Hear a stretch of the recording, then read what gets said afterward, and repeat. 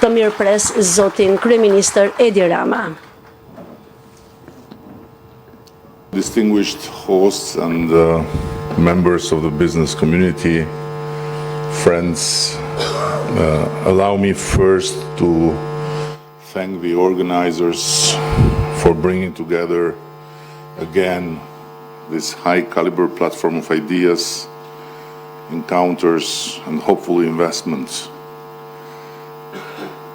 And allow me to make a very warm and special welcome to our Greek friends. Albania and Greece have had their difficulties in learning. Shqiptarët dhe Grekët kanë pasur vështirësitë e tyre të kuptojnë se gjeografia nuk është një shtrëngim, por është një mundësi dhe sot jemi më shumë se të vetëdijshëm për këtë horizont të ri dhe gjithashtu fal edhe platformave si kjo dhe njerëzve si ata që marrin. It's a special pleasure to be here with you in such a forum where ideas Forum të tillë idesh ku Shqipëria nuk është më duke parë nga qoshja, por duke qëndruar me vetbesim të jetë ambicioze dhe largpamëse, sepse realiteti ka ndryshuar. Shqipëria nuk shihet më si një cep I largët në hartë më, por si një vend ku gjërat ndodhin, ku reformat nuk janë premtime por praktika dhe ku ndërrime, transformimet nuk janë slogane por fakte të përditshme. Në një Europë që po rimendon arkitekturën e saj të sigurisë dhe ekonomisë, vendi ynë qëndron si një shtyllë stabiliteti, një partner I besueshëm dhe një ekonomi në rritje.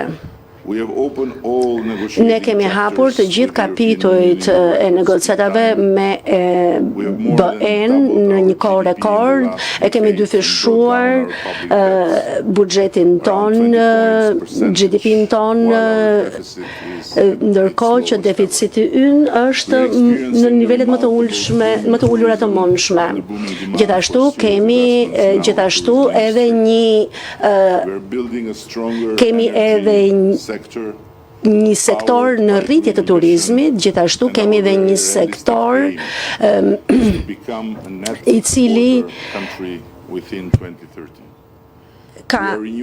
ku po rinovojmë infrastrukturën tonë nga portet deri tek ekurudhat dhe po shtyjmë transformimin digjital me një shpejtësi marramense. Po e bëjmë të gjithçka duke luftuar korrupsionin, duke modernizuar shtetin, ndërkohë që pagat po rriten dhe industria ushtarake po rilind dhe po fillon me disa hapa shumë të mirë. Asnjë gjë nuk ndodh si aksident dhe kjo po ndodh hap pas hapi mes punës, besimit dhe historia jon e rritjes nuk është sasiore por cilësore. Ne po ndërtojmë një ekonomi që matet jo vetëm prej vëllimit, por prej vlerave, prej produktivitetit dhe prej inovacionit dhe mund ta themi me qartësi këtë gjë dhe me krenari. Dhe gjithashtu investimet huaja direkte në vitin 2024 arritën një presje 58 miliardë euro, niveli më I lartë I regjistruar ndonjëherë dhe tendenca vazhdon në rritje edhe në vitin 2025. Kapitali nuk zgjedh rastësisht dhe ne këtë gjë e dim, ai shkon aty ku ka stabilitet, ku ka qartësi dhe ku ka drejtim. Sot Shqipëria është pikërisht ky destinacion, pra një vend, një destinacion me stabilitet, me qartësi dhe me drejtim.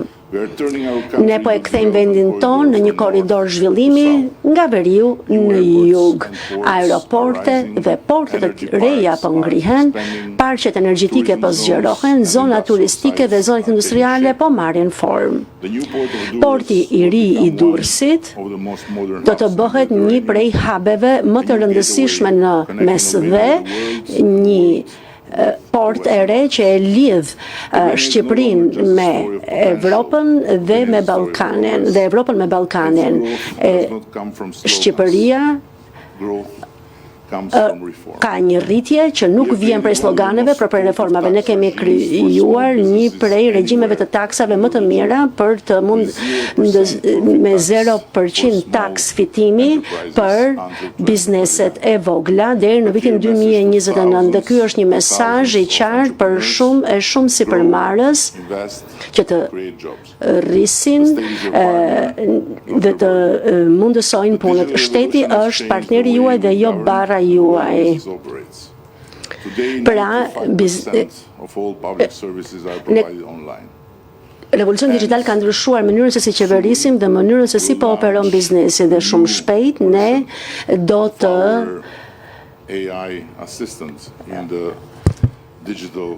hedhim një asistencë më të mirë digjitale në platformën tonë digjitale, pra nuk do të jetë me FaceTiming, duke pyetur dhe duke marrë ato që ti ke nevojë. Pra nuk ke nevojë më për dyert të mbyllura, për dokumente të ngarkohen, pra ka nevojë vetëm për një kërkesë dhe për një përgjigje. Pra do të ketë më shumë transparencë për bizneset, më pak mundësi për rrëshfete dhe më shumë mundësi për një produktivitet të vërtet. Ky është shteti që ne po ndërtojmë, që është i thjeshtë dhe i efektshëm. Europa 2030 nuk është shpresë për ne, por është destinacion dhe busulla jonë është e qartë, drejt bashkimit evropian. Negociatat janë të hapura, kapitujt po ecën përpara dhe objektivi ynë është realist dhe i arritshëm. Patjetër, me një kusht që Evropa të mbaj premtimin dhe që së bashku ne ti përmbaheni kalendarit për të cilin jemi marrë vesh bashkërisht. Antarësimi i Shqipërisë në 2030 është absolutisht i mundshëm dhe nuk jemi këtu për të pritur për Evropën, por që ta ndërtojmë Evropën këtu dhe prandaj ne jemi kaq të zellshëm për të ndjekur këtë rrugtim drejt Evropës. Evropa nënkupton institucione standarde dhe nuk është vetëm politika, por është edhe zhvillim. Shqipëria nuk ka qenë kurrë më afër dhe dua të përfitoj nga kjo mundësi që më jepet këtu sot, që gjithashtu të them edhe disa fjalë për investitorët. Ata duhet të kuptojnë të gjithë se momenti është tani dhe Shqipëria është gati për investime të cilësisë lartë dhe afatgjata. Ne mirëpresim partneritete që ofrojnë dijen, ekspertët, inovacionin, investimi sot do thotë që të hyjmë në tregun e nesërm dhe ne ftojmë të gjithë që të angazhohen në 4 shtylla strategjike që do të përcaktojnë 10-vjeçarin tonë të ardhshëm. Energjia e gjelbër me një nga peshat më të larta të energjisë rinovueshme në botë dhe një ambicie të qartë për të bërë jo vetëm eksportues neto, por edhe nyje energjetike rajonale. Gjithashtu infrastruktura moderne që ta kthejë Shqipërinë në një kryqëzim logjistik mes Ballkanit dhe Evropës. Gjithashtu, turizmi cilësor dhe i qëndrueshëm, ku bukuria natyrore bashkohet me trashëgiminë dhe autenticitetin për të krijuar destinacione gjatë gjithë vitit me vlera të larta dhe standarde të larta, teknologjia dhe inovacioni me një ekosistem startupesh në rritje, talente në IT, në inteligjencë artificiale, në fintech dhe industri kreative që formësojnë ekonominë e re. Këto janë sektorë ku Shqipëria po ecën me shpejtësi dhe ku qeveria është e gatshme të mbështesë investitorës me stimuj fiskal. Transparencë dhe partneritet. Ne duam partner dhe jo kalimtar. Zonja dhe zotërinj, Shqipëria po hyn në një kapitull të ri që është sa i pëlqyeshëm aq edhe sfidues. Dhe është një kapitull zhvillimi modern, besimi dhe ambicie europiane. Ne kemi stabilitet, ne kemi ritmin, ne kemi një shoqëri të re, plot me talente dhe me energji. Kemi hartën, kemi vizionin dhe kemi vullnetin për të ecur përpara.